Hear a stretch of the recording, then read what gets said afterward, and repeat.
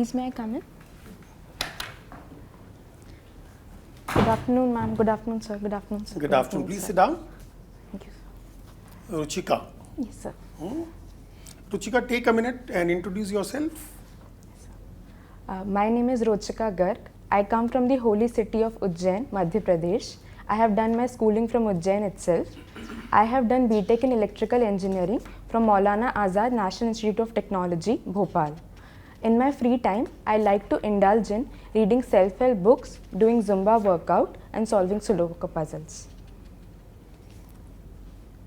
You said you come from what city of Ujjain? Holy city of Ujjain. Holy city of Ujjain. Yes, sir. Why it's so holy? Yes, sir. There are many reasons for it being a holy and Would you spiritual. consider Delhi holy or evil? Holy is No, is Delhi also holy? Yes, sir. Delhi can also Delhi be is called also as holy.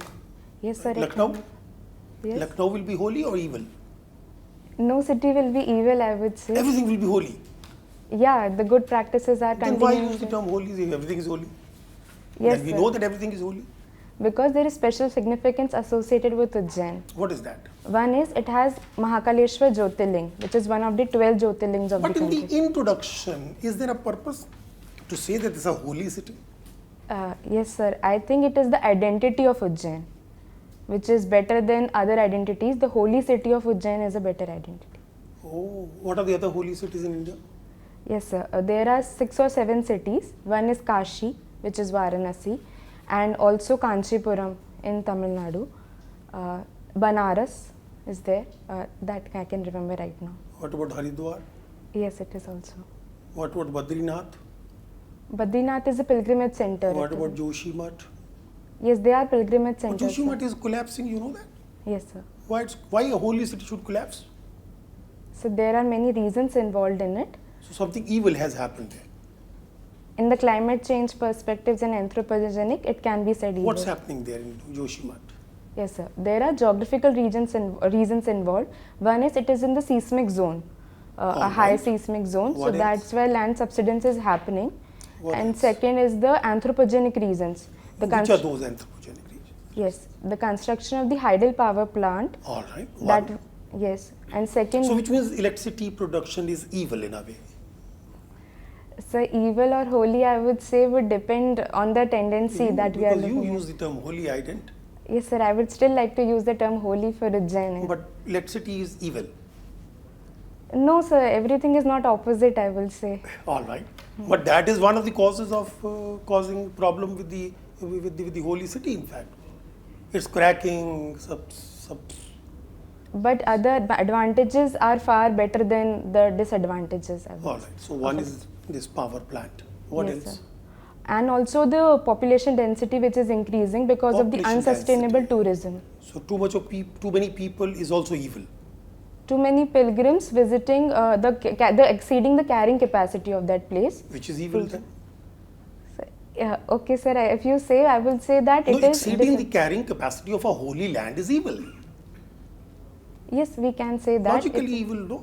That is what we are causing in terms of disturbing the sustainable development. Those who are causing global warming are evil, isn't it? Yes, sir. They're evil. Because we are in our holy scriptures also say that we Yes. should move towards sustainable development. So, which means electricity is also evil. But it The is roads also are evil. no, sir. It is the causing tunnels are sustainable evil. development also. Over tourism is evil. Over pilgrimage is evil. Right? Eating too much of food is evil. Staying hungry is also evil. I would say everything is relative, sir, and which is more advantageous is sustainable. Very good. Ruchika, thank you so much. Okay, Miss Rochika Garg, you did your electrical engineering from Bhopal in 2019. Since then, what you have done?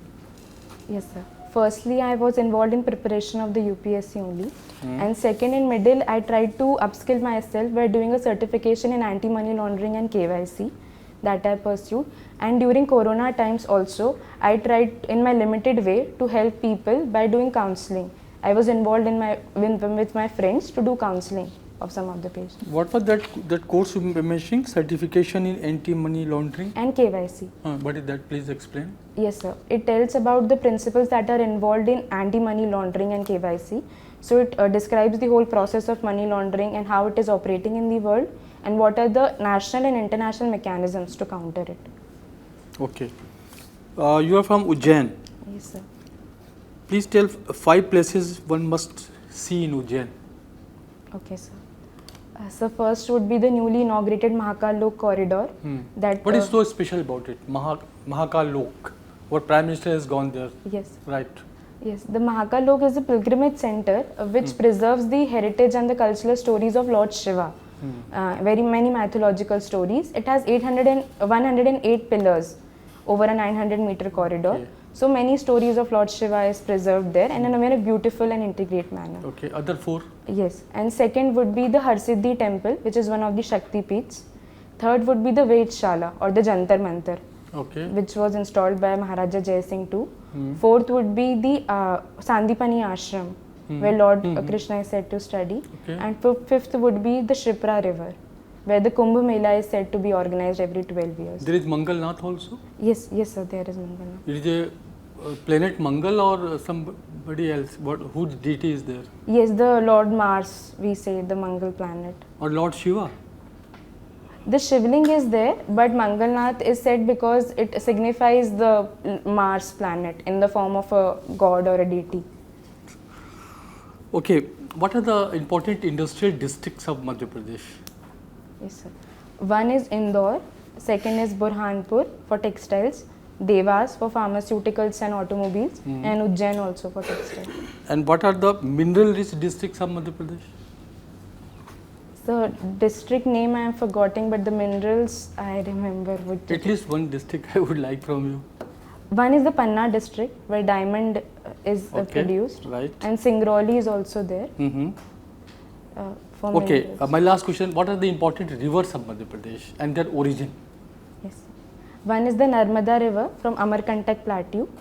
Second is the Tapi river from Betwa plateau. From the Betwa plateau there is a hill. Betwa or Betul? Sorry, Betul, my mistake. Okay, thank you. Okay, Ruchika, you come from Malwa.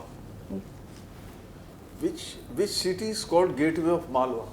I would say it is Ujjain only because of the ancient significance. How it is Gateway? It is far from there. Because in the ancient times, it is situated on the Malwa plateau, and in ancient times it was Avantika. It is Guna, the Gateway of Malwa is called. Okay, sir. Sorry, I will look more into it. Okay. Tell me, how many Jyotirling, Mahakal is one of the Jyotirling.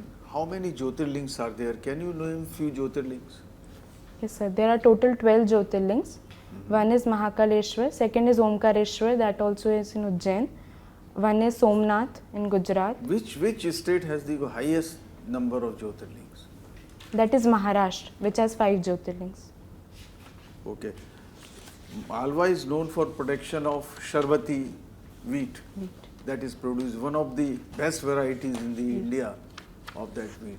Can you tell me what is the total production of wheat in Madhya Pradesh and why it has fallen down this year?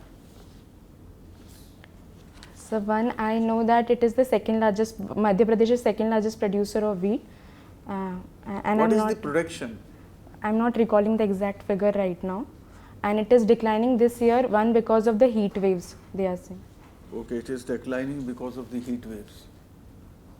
Okay, you tell me, what is the supporting price of the wheat? It's a- MSP. It is around 2,900. State is giving any bonus on this? Yes, sir. State is giving. How much the bonus is giving? It is around 140 rupees per kg. Okay, what was the procurement of wheat this year by the government? Yes, it was 300 lakh tons. Okay, let us come on some international issues. Come out of the Malwa. Yes, sir. Okay. So you tell me, which of the terrorist groups are working near India? In Pakistan and Afghanistan? So one in Afghanistan, which I remember, is the Haqqani network of the Taliban. That is seen to be anti-India. And Lashkar-e-Taiban and Hizbul Mujahideens.